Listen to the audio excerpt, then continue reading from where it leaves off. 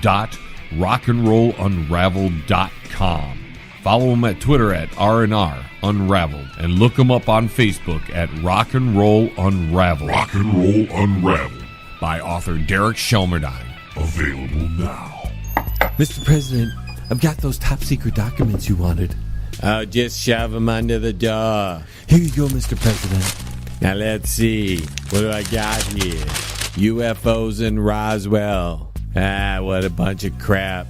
I guess I'll use this for TP. Whatever you want, Mr. President.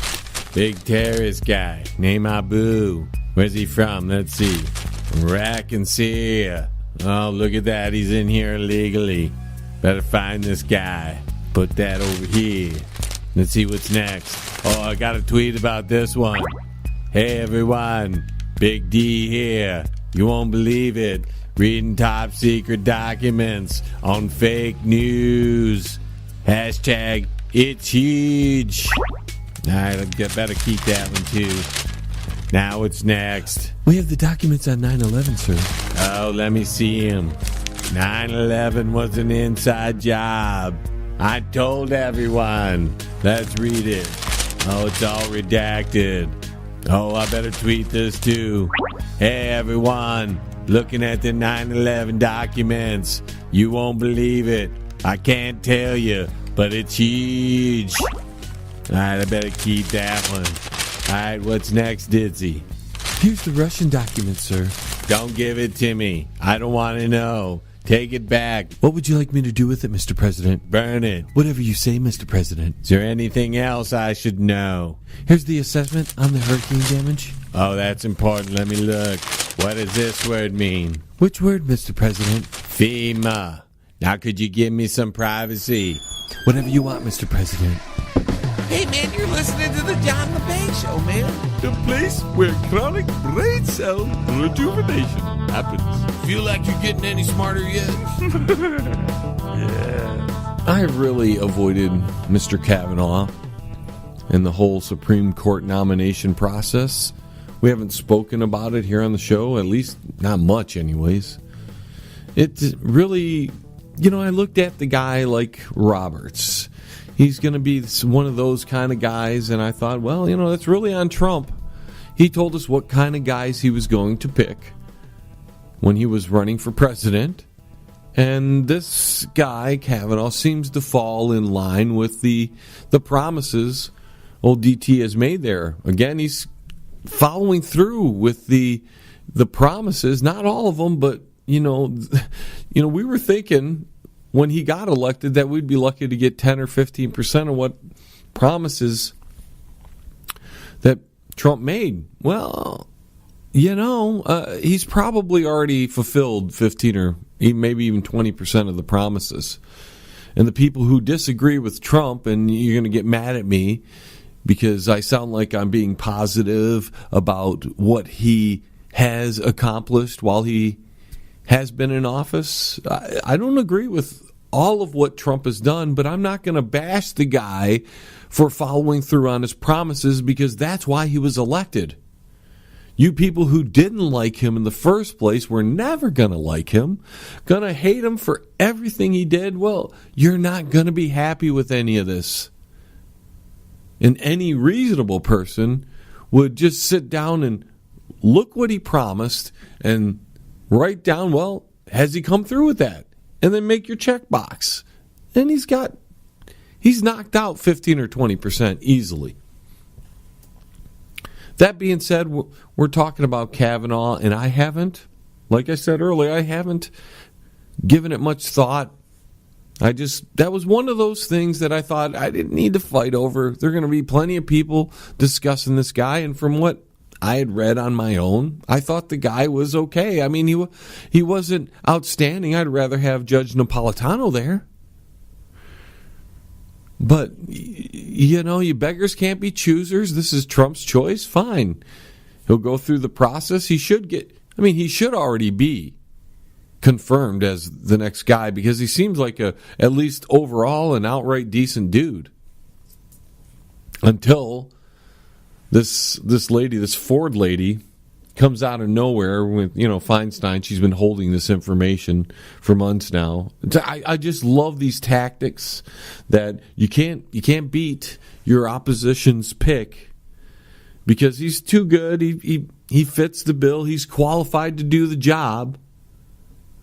So you run out a woman who claims that 30-some years ago, almost 40 years ago, Kavanaugh was at a party, she was at a party, and Kavanaugh dry humped her.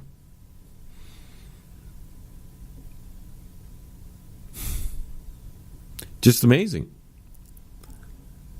Why she didn't come out earlier? It's not like we didn't know that Kavanaugh was the next nomination for the Supreme Court. We knew that. It just didn't happen. But at the last minute, when he's just about ready to be confirmed, they pull this tactic. She says when she was, 15 at the time, why she's 15 and at a party, I don't know. Where the parents? She's supposedly from some all-girls school. Where is the supervisors for this to allow this sort of thing? But hey, I know if it were me and I had a 15-year-old daughter, there's no chance that she would be at a party ever. No. You don't get parties. Sorry, you're too young. Social events of that caliber are not an appropriate place for a young lady, a young girl.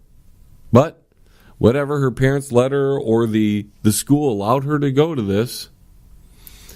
And apparently, some kind of interaction between her and Kavanaugh happened. She claims he dry humped them. There's somebody else in the room, although that other person or the other people that were there either deny that they were there or they don't recall the events.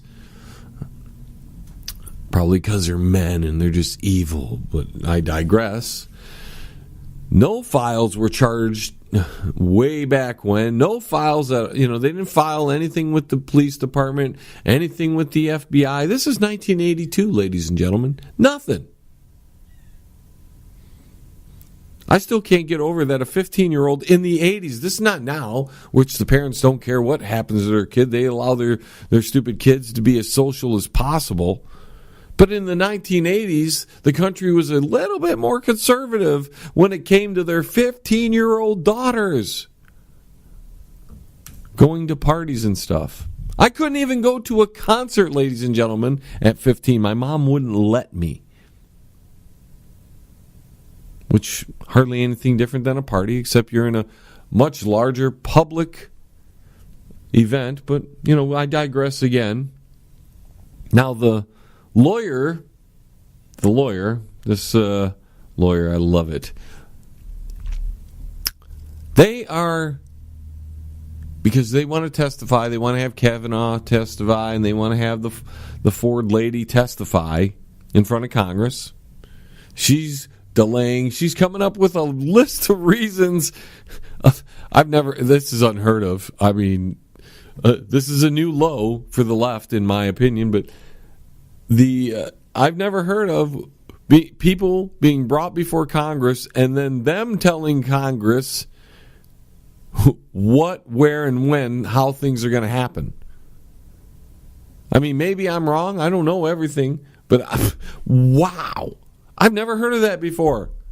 Congress tells you, hey, come on up to Congress. You pretty much have to go, right? You have to go. And you don't get to pick and choose how things go. But hey, in this case, because Ms. Ford here, 30-some years ago, way back in 1982, she claims that something happened between Kavanaugh, and she has the right to now make these demands of Congress if she's going to testify in front of them. I mean, here's the list of demands. This is great. 1, she wants to testify second and have Kavanaugh testify first. She doesn't want to be in the same room at the same time with him. Doesn't want to be. So here, I mean, that's against all the justice and the history of justice in this country. You get to face your accuser. But not in this case. Nope. She doesn't want Kavanaugh in the room at the same time, and she wants to testify after him. I wonder why. Maybe she can then modify her story? This is me speculating, of course. This is me speculating because I don't want to put words in her mouth. Because everybody's so touchy about this subject. Nobody out there that I'm hearing is saying anything harsh about this lady because it was some kind of sexual assault all those years ago. But it was never reported. But whatever. Probably going to get hate mail for how I'm portraying this whole situation. So she doesn't want to be in the same room with the guy. She wants him to testify first so she can then rebuke him, not him rebuke her. Of course not.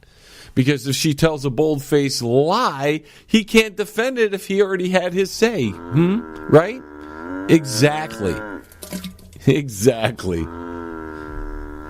Also, she prefers not to be questioned outside counsel, but rather by senators on the committee. So she doesn't want Kavanaugh's lawyers or any lawyers on the outside to really dig into this. Right. But whatever, the senators on the committee, who some should be lawyers, because lawyers like to go into government. She wants to speak directly to them. Okay, so that's the next one. She would like the committee to subpoena Mark Judge, the other student Ford alleges to be in the room at the time of the assault, to testify. Can he make conditions on his testification too? Can he make conditions too? Okay, really? Okay, I'll pick a date. If I'm Mark Judge, okay. All right, subpoena me, fine. I'll come in when I want. The rules have got to be this way. I mean, she's setting precedent. She says that each senator should have equal time questioning. Obviously, she has never, ever watched a congressional hearing before, because that's exactly... this lady's supposed to be some kind of educator or something. But that's exactly what the people on a congressional committee do. They have a limited time to ask their questions and have them answered. Are you stupid or something? What the But apparently Mrs. Ford, isn't aware of that. She's so intelligent. She's an educator too, folks, so we have to wonder what's going on there, that she doesn't know that simple truth. But whatever. She wants no time limit on her opening statement, so she wants to filibuster if she feels it is necessary. After the fact, Kavanaugh speaks, she can come in and in her opening statement filibuster, make whatever claim she wants to. And Congress has to oblige by this if she's going to be part of it, right? Apparently, Congress on Friday sent a counter proposal, but I'm only discussing what she wants in the beginning here, because by the time some of you are hearing this will have already happened, because it's supposed to happen on the Monday right after this coming Monday from when we originally broadcast this show. So what else does she want? Oh, she will appear at a public hearing, but she would like to limit the number of cameras. In other words, she wants to pick and choose which news stations are going to cover it. Fox News, I'm sure, is not going to be allowed to be there. Alex Jones, all those other people that she might deem, not reputable news sources, they're not allowed to have their cameras there. That way, CNN, MSNBC, and edit the comments in such a way as to, make things look great for Miss Ford there, and bad for Kavanaugh. Now, Ford has accused Kavanaugh of sexual